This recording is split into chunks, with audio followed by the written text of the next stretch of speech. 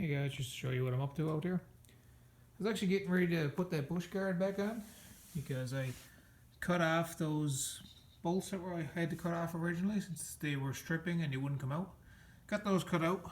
Got a few random bolts that'll fit up there. I was gonna put this on, but then I realized I got to still got to do an oil change on the bike, and this bush guard is kind of in the way, so I'll hold off on that bush guard for another day or two until I pick up some oil. And we'll give this bike an oil change. But in the meantime, I'm just over here. I got the multi-cutter tool or multi-stripper tool, a few electrical connectors. I'm gonna put some quick connects on, like bullet style connectors, so you can just unplug these and plug them back on. These two cables are just basically for your rear tail light, the cargo box, and it has the mounted on tail light. So all I'm doing now is I'm going to strip back the wires and put on some new connectors.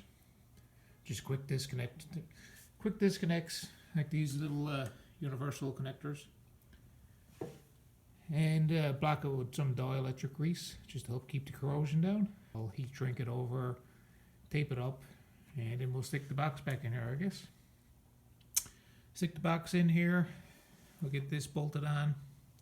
I got that bolt drilled out after. I cut it off with the zip disc, the grinder, and drilled it out with the drill. So that's ready to go. We'll get that all bolted up. We'll get the grab handle back on. Look into getting these fenders put back on.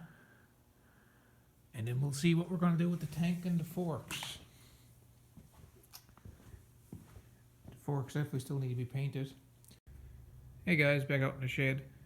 I got the rear tires on. The bike's starting to shape up. You can see I was testing some spray paint for the forks just to see what the color would look like. It's not the exact same.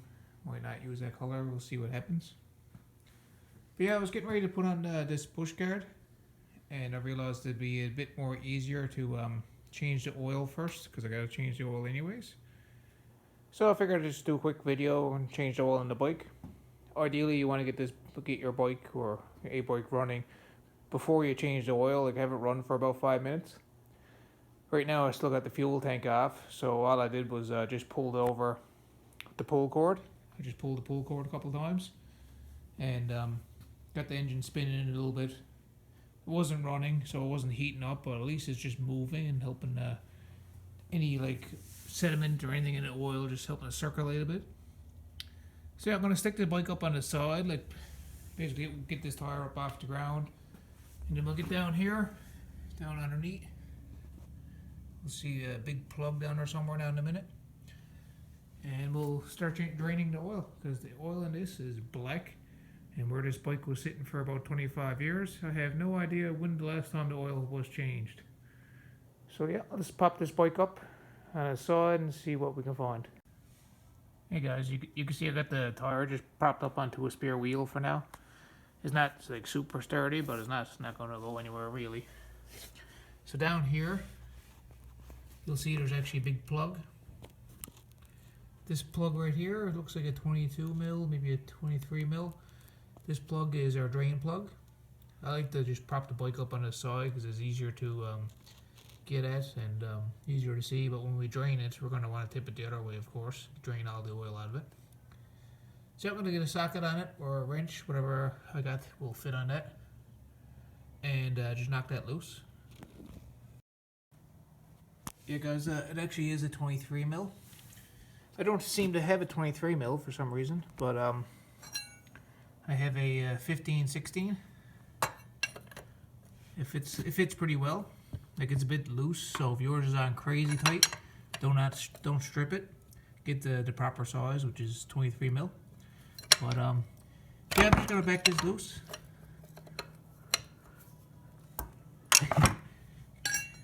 Had it a bit loose, so I almost stripped it there. But yeah, just I'm gonna back this loose and start draining the oil out into this pan. I'm gonna do this with my two hands and see how it goes. Well, this is pretty much done draining out. A little tip to help this drain a bit quicker is to come over here to the dipstick side, undo the dipstick, and then by having this undone and this open, it should help any extra oil flow out. But all I'm going to do now, I'm just going to take this wheel and tip it up in the air, see if we can drain out any more or less bits of oil. Then we'll clean up this little screen over here. And we'll clean up this drain plug. And we'll stick that back in and fill the bike back up with oil. I think this type of engine, the 200s, I think they take about 1.6 quarts. So I'm going to put roughly that in there, as long as it goes up towards the upper level.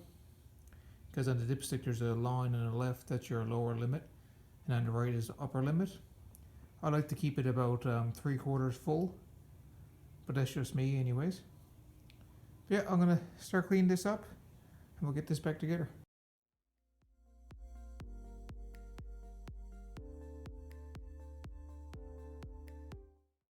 Just want to make a quick little point.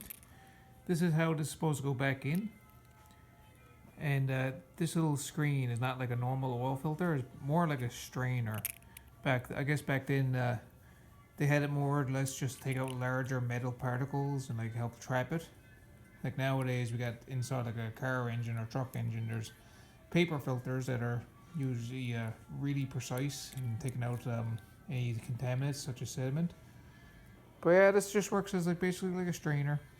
So I'm going to stick it right in the engine down there and tighten this back up, and then we'll fill it up with the oil it needs.